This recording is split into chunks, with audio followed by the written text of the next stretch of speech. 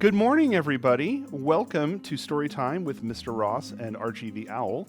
And we're here for another fun set of stories for you this week. So, as usual, Archie's got a little hint for us as to what we're going to be talking about. So, Archie, what is our hint for today?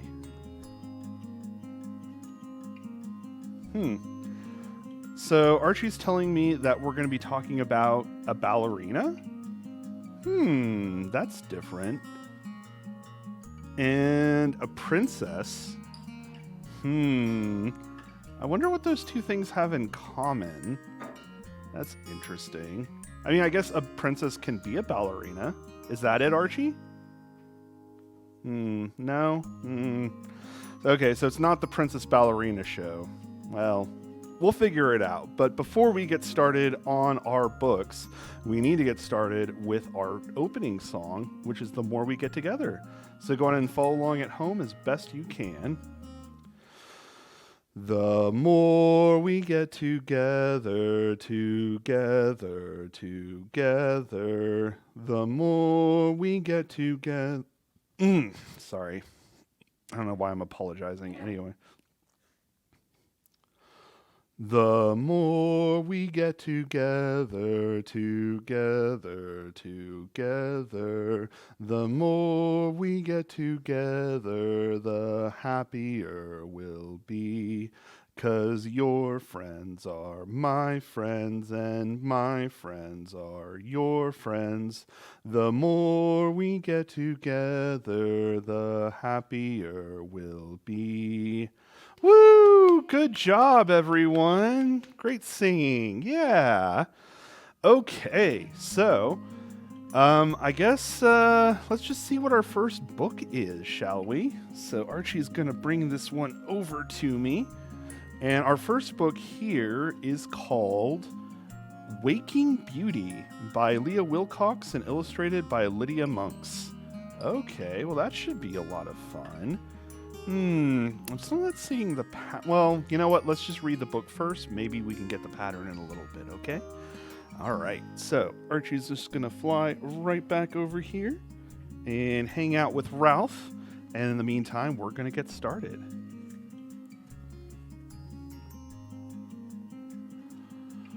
Once upon a Saturday, in search of dragons he could slay, Prince Charming heard a dreadful sound that shook the land for miles around.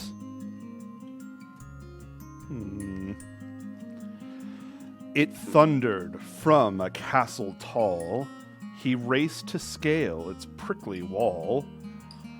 A dragon lies within, he cried, and hand on sword, he crept inside. A dragon. Uh-oh. Then hung his head. Oh, rats, he said. It's just a snoring girl in bed. He peeked behind her canopy and spied some fairies. 1, 2, 3. She's snored this way 100 years, they whimpered through their fairy tears.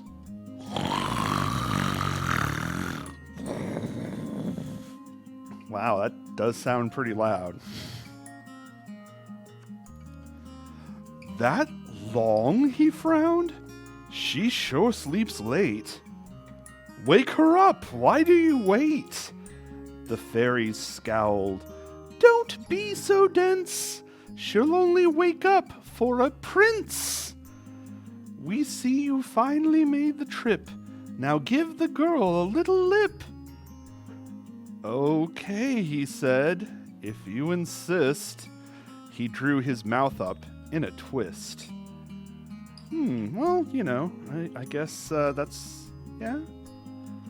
And hollered, wake up, lazy bones! Her snores drowned out the fairies' groans. They shook their heads. No, not like this. You have to wake her with a... Hey, I know, he tapped his head and started jumping on the bed.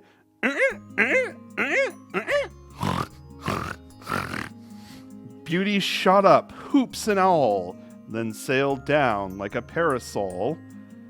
This did not wake the maiden fair, but loosed the cobwebs in her hair. The fairies all began to hiss, "She'll only wake to true love's..." True love's what? "Wait!" Prince Charming waved his hand.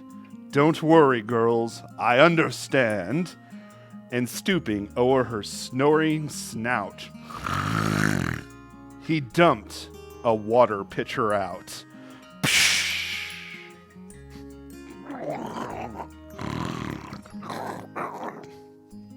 You.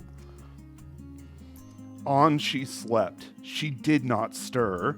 Thick dust had turned to mud on her. The feisty fairies grabbed his ear, making certain he could hear. "Take careful aim. You must not miss. You have to wake her with a... Oh, I know what you were planning." Prince Charming spied a castle cannon. He stuffed the sleeping beauty in. Wait, I don't think that's... She soon came shooting out again. Kaboom! She fell into the moat, where all her hoops kept her afloat. Still on she snored as frightened trout, and crocodiles jumped right out.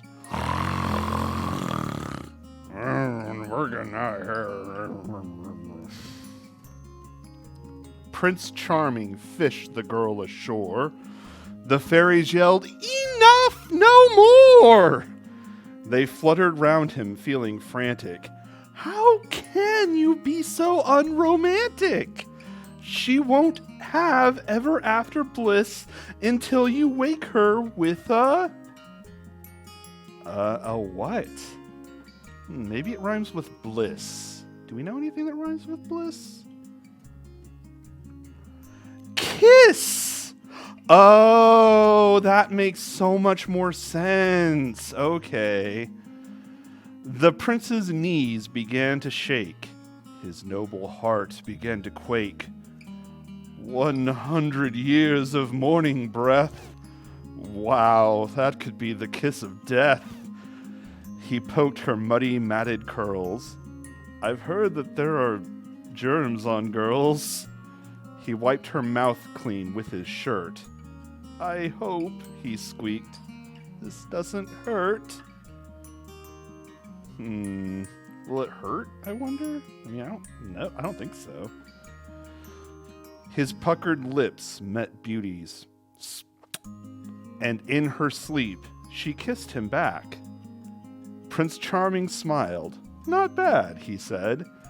The maiden sat up in her bed. She stretched and yawned and rubbed her eyes.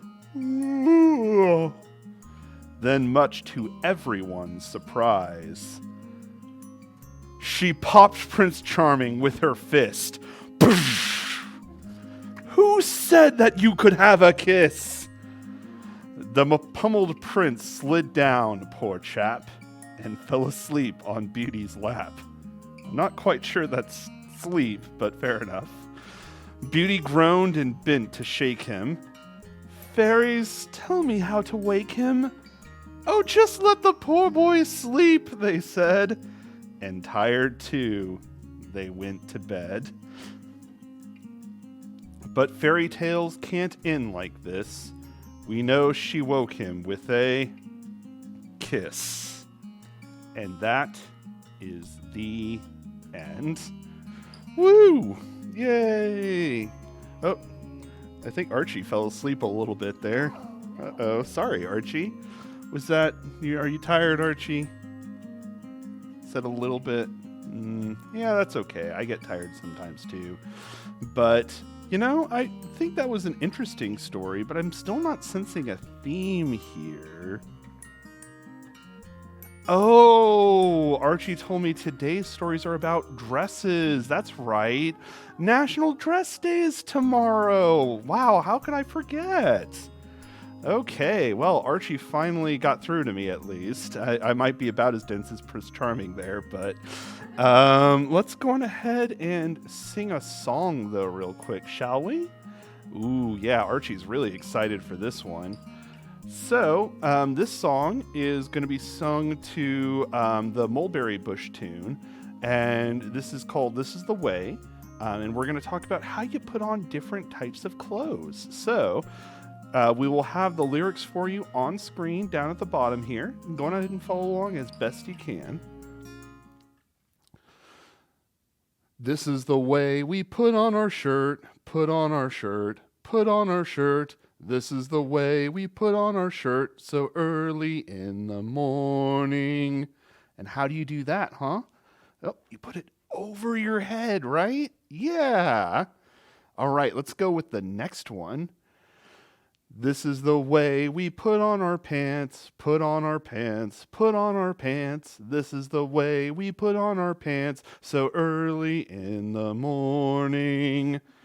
And how do you put those on?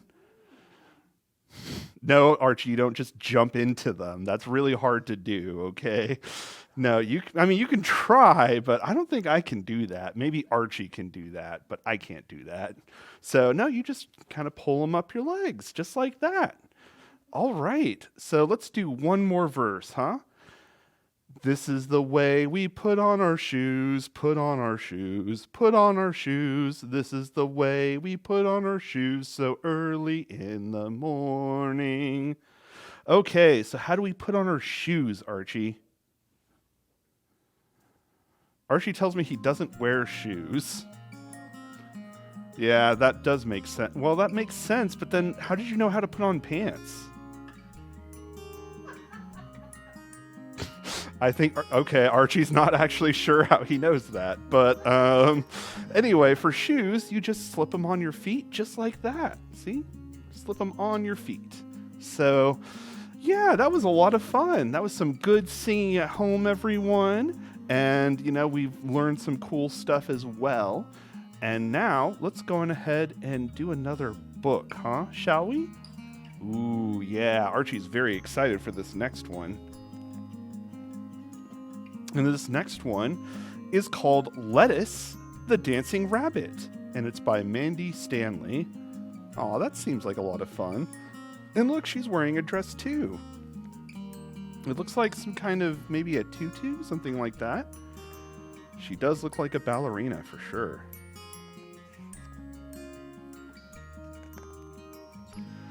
Lettice Rabbit and her family lived high up on the top of the hill.